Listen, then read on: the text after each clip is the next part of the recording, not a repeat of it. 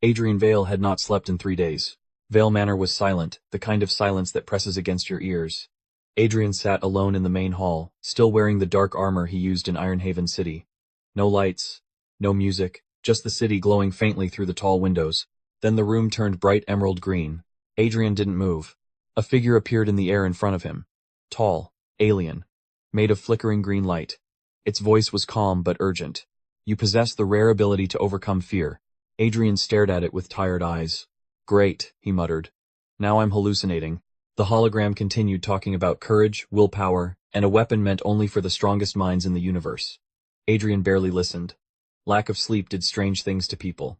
Then the light suddenly cut off. The room went dark again. Adrian frowned. If it was a hallucination, it ended too cleanly. A few seconds later the ground outside trembled. Adrian stepped onto the balcony and looked toward the forest behind the manor. A streak of green fire had torn across the sky and crashed somewhere beyond the trees. He grabbed his cape without hesitation. Minutes later, he reached the crater. In the center was a broken spacecraft glowing faintly green. Smoke drifted through the cold night air. Inside the wreckage lay a wounded alien breathing slowly. Its eyes opened when Adrian approached. With shaking hands, the alien removed a glowing ring. Adrian Vale, you must take it. Adrian looked at the ring. Then at the dying stranger. I don't do space missions, Adrian said quietly. I protect Ironhaven. The alien managed a weak smile. You will do more than that. The alien called himself Theros. His voice was weak, but his tone was steady like a soldier trying to finish one last duty. Adrian knelt beside the wreckage while the green light from the damaged ship flickered across the trees. This ring, Theros said, placing the glowing band in Adrian's hand, is a weapon powered by will. It chooses those who can face fear and rise above it. Adrian looked down at the ring. It felt heavier than it should. I already deal with criminals every night, Adrian replied. That's enough responsibility. Theros coughed, dark fluid staining the metal floor of the ship. The universe has worse criminals than the ones in your city. Adrian stayed silent. I was hunting one, Theros continued. A lantern who betrayed everything we stand for. The ring suddenly flashed, scanning Adrian's face. Symbols of green light moved across his armor like silent code. Compatible, the ring announced in a calm mechanical voice. Adrian frowned. I didn't apply for this job. Theros gave a weak laugh. No one ever does. The alien carefully slid the ring onto Adrian's finger. The moment it touched his skin, a surge of emerald light rushed through his body. The forest around them glowed bright green. Adrian clenched his fist as strange energy wrapped around his arm. Images flashed in his mind, distant stars, unknown worlds, battles fought across the galaxy. Then it stopped. The forest fell quiet again. Theros looked relieved. You are now a lantern. Adrian looked at the ring, then at the destroyed spacecraft. I still have a city to protect, he said. Theros closed his eyes slowly. You protect far more now. Adrian Vale stood alone in the crater, long after Theros stopped breathing. The forest was quiet again. Only the damaged spacecraft hummed softly, its green light fading in slow pulses. Adrian looked down at the ring on his finger, a weapon powered by will. He didn't like that sentence. Power usually came with a cost. Adrian had spent years learning that lesson in Ironhaven City. Ring, Adrian said. The band responded instantly. Yes, lantern. Adrian frowned slightly. Still strange hearing that word. What exactly can you do? The answer came calmly. Capabilities include flight defensive shielding, energy constructs, environmental survival, and matter manipulation limited only by the user's willpower. Adrian looked at the crashed ship, then at the ground beneath it. He wasn't interested in flashy demonstrations. He wanted to test the limits. Slowly, Adrian closed his eyes. He imagined earth shifting, stone moving, pressure pushing downward. Green light spread from his hand like mist. The ground beneath the ship began to sink smoothly, as if invisible machines were digging a perfect hole. Dirt moved aside in controlled waves. Within seconds, the entire spacecraft lowered into the earth. Adrian guided the soil back over it, sealing the crater completely. The forest floor returned to normal, untouched. No shovel, no workers. Just will. Adrian looked at the ground for a moment. Efficient, he said quietly. The ring spoke again. You have not recited the oath. Adrian sighed.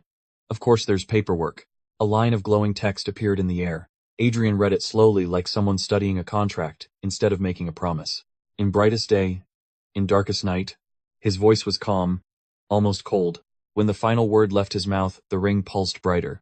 Adrian looked up at the sky. Far away, Ironhaven City lights flickered through the clouds. Good, he said, because I'm not leaving my city. One night later, Ironhaven City learned something new was watching over it. A hostage situation had locked down an entire financial tower downtown. Police cars surrounded the building, Officers crouched behind vehicles while spotlights pointed toward the upper floors. Inside, armed criminals had barricaded themselves with gas tanks and frightened employees. Commissioner Hale Gordon stood near the command truck staring up at the building. "No clear shot," an officer said. "If they panic, the whole floor could explode." Gordon rubbed his forehead.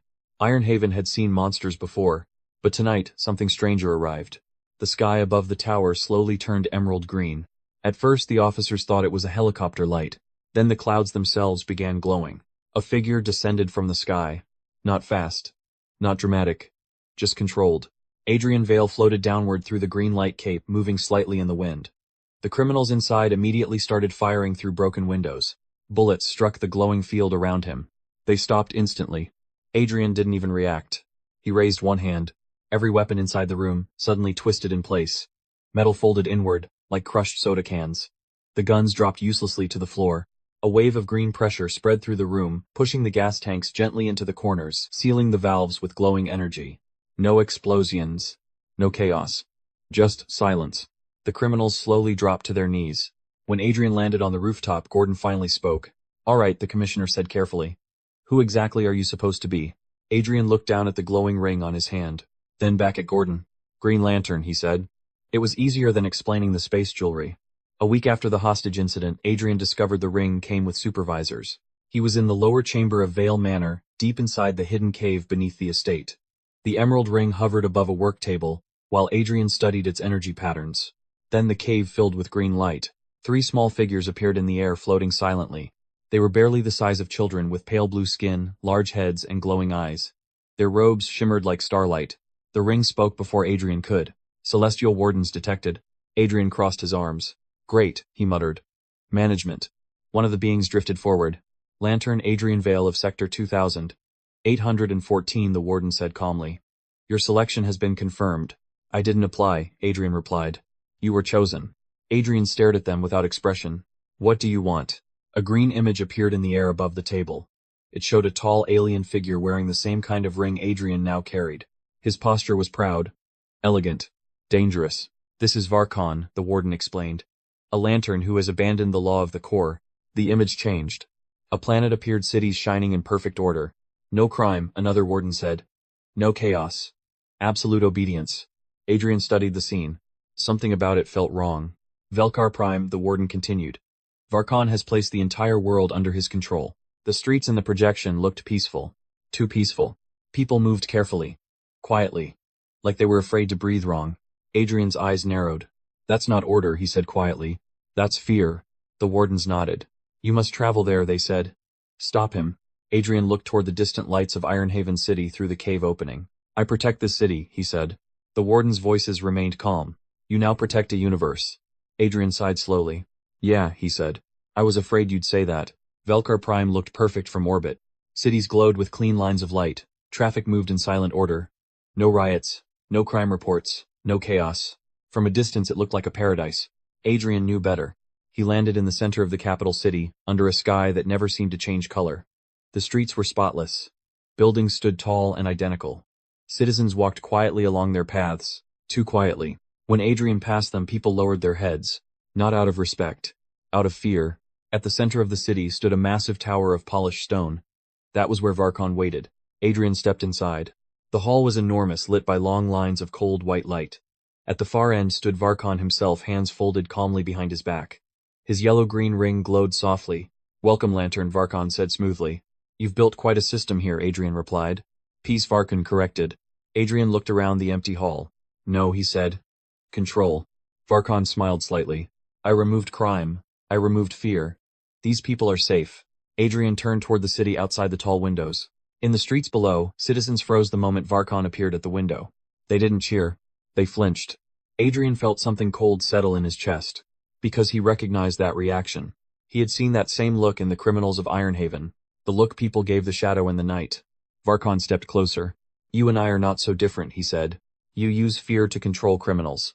I use fear to control an entire world." Adrian didn't answer. For the first time since receiving the ring, doubt crept into his mind. Maybe the line between protector and ruler was thinner than he thought. The fight started without a warning. Varkon moved first. His ring flashed, and the massive hall filled with glowing constructs, sharp emerald spears, walls of energy, spinning blades of light. The attacks were elegant, almost artistic. Adrian didn't try to match them. He stood still. Every strike slammed against his shield in waves of green light. The impact shook the floor, but Adrian barely moved. Varkon circled slowly in the air. "You see the problem," Varkon said calmly. "You hesitate." Adrian watched him carefully. Not the attacks. The rhythm. Every lantern fought with imagination. Most filled the air with giant shapes, weapons, dramatic power. But imagination had patterns. Varkon always moved his left hand first. His constructs formed half a second before he attacked. Adrian waited. Another wave of glowing weapons rushed toward him. This time Adrian moved. Not with something flashy. He changed the gravity in the room. The floor tilted slightly. The air pressure shifted.